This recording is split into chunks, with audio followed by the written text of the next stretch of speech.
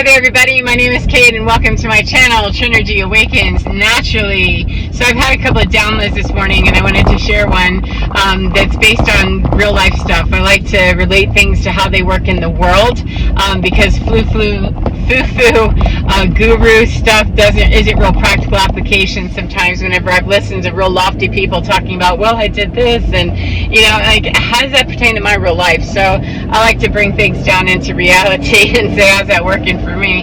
And however it works for me is somebody's got a similar story, or they can at least understand the metaphorical or the metaphysical understanding of it. So couple of things. I used to be a paramedic years ago, and one of the things that I was listening to a friend of mine, we were having lunch recently, and he's an older guy. He was a mechanical engineer, and so he did a lot of high-level stuff, and he worked in Washington, D.C., and, you know, worked in places where secrecy was of utmost importance, etc. However, he said it was the weirdest thing. Everything in the Capitol, in that area, in the building where I worked, you know, high security building, etc., in the lunchroom, he said, apparently everything's a secret. And I said, what do you mean? And he said, well, I remember having lunch with someone one day, and there was a crew, an ambulance crew came in. They had a stretcher, they had their bags, and they were just walking very quietly, very quickly, very, you know, decidedly and very directly to a table. And of course we followed because that's unusual. We followed and turned around, and there was a man choking or something, I don't know. He was needing help. I mean, emergent help. However, he said it blew my brain because what the guy was experiencing and what the medics were doing did not seem to match up. And I said, what do you mean? And he said, well, they were moving, but it seemed like they weren't moving, you know, very fast. And I said, were they moving fast, or did it just not look chaotic and crazy as shit? What do you mean? And he goes, well, actually, no. He goes, now that I think of it, they were moving very quickly. They were zipping very quickly. I guess I just would have expected there to be more fanfare. And I said, oh, go on, tell me, you know, what was your experience with that? Well, ultimately, he said the whole thing took, you know, less than 5 minutes. Yay, pre-hospital. Time on scene, not much, because we got somewhere to go with this dying guy. You know, we're not looking to make a show out of this, so let's go. He said it was less than 5 minutes. They had the man on a stretcher. They were pumping and blowing, which is code word for there was CPR involved. That they were moving their stuff. They were there. They did their stuff. There's a certain protocol of what has to be done before you load and go. Even for somebody that's, you know, on their last leg, there's still a protocol to get things established. It's not just a whole, you know, shit show of chaos. It's orderly. And so he said it was less than 5 minutes, and they were just walking right back out the door with him. And I said, so why is that weird? And he goes, I guess I just would have expected, you know, there to be something more to it. And I said, well, let me help you out with the training of pre-hospital and EMS, is that you don't go in and create more distraction for other people to get busy watching what you're doing. You don't create a drama of some kind for people to get involved in the telenovela and then start putting their input into the process. You draw as little attention to that shit as possible.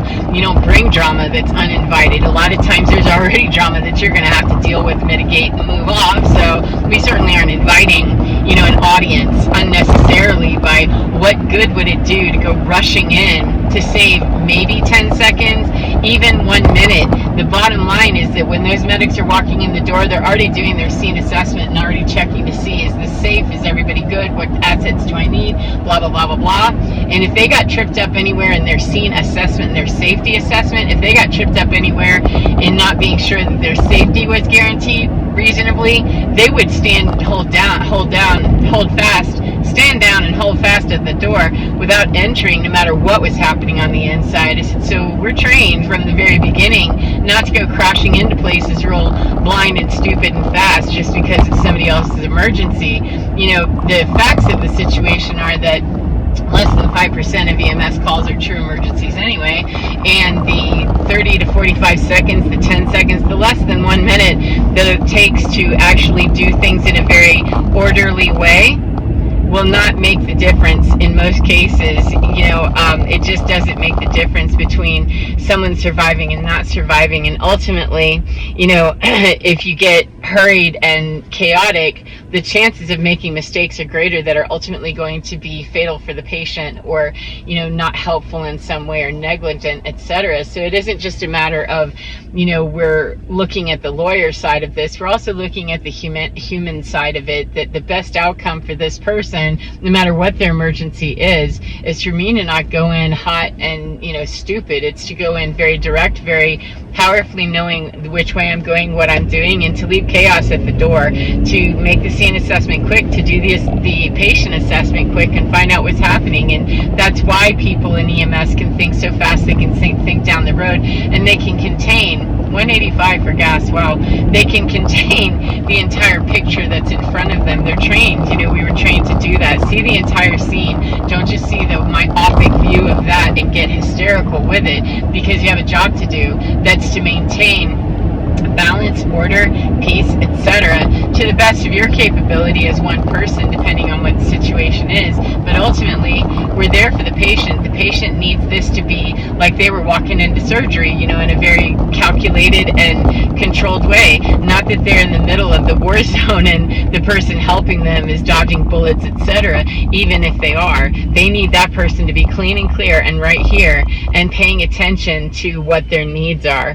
And that's probably the biggest thing that folds people out of EMS, is that in the first few weeks class, if you can't handle that, you're probably not going to be well suited for this job. If you can't keep your calm, keep your head steady about you or something while everything is falling down around you, or whatever that is. I think it's Rudyard Kipling.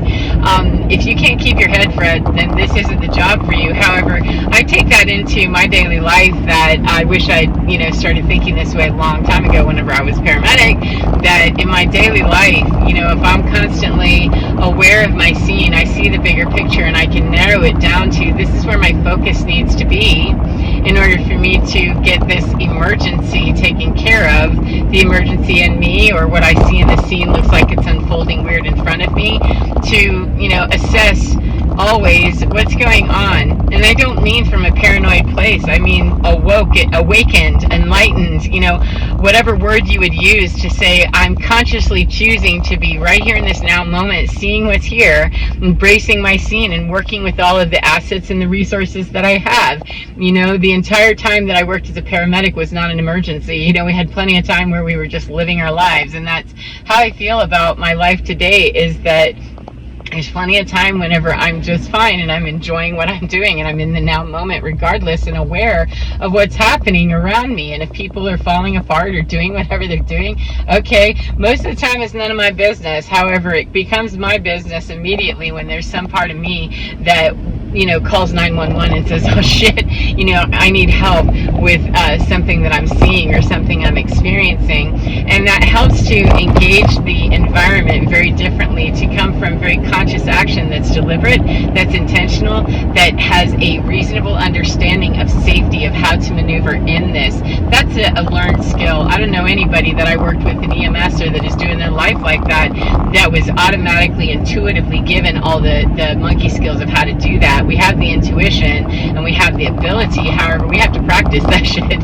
We ran drills to kind of deaden us to all the chaos and the cuckoo and all the bullshit that people bring through, and how to remain very calm in the presence of chaos and disaster, because the people who can't do that, they need someone that can, to put their foot down and say, no, I got this, that this is okay, and to draw as little attention to the chaos, because the mob mentality and all of the freak out, it gains energy, it gains other people, it gains their minds, because they're not strong enough yet to understand that this is just a blip in the screen, baby. And if you get involved, it turns into a bigger blip, and then a speed bump, and then a whole roadblock, and then a whole entire chaotic mess. And we can just avoid that by keeping it from being that. Stand down on all the hysteria, stand down on all of the righteous indignation, stand down on all of the, oh my God, I'm afraid. And I understand, fear is a real big booger. It can be. And the only way that I know how to deal with that fear is to work around people and with people who are really good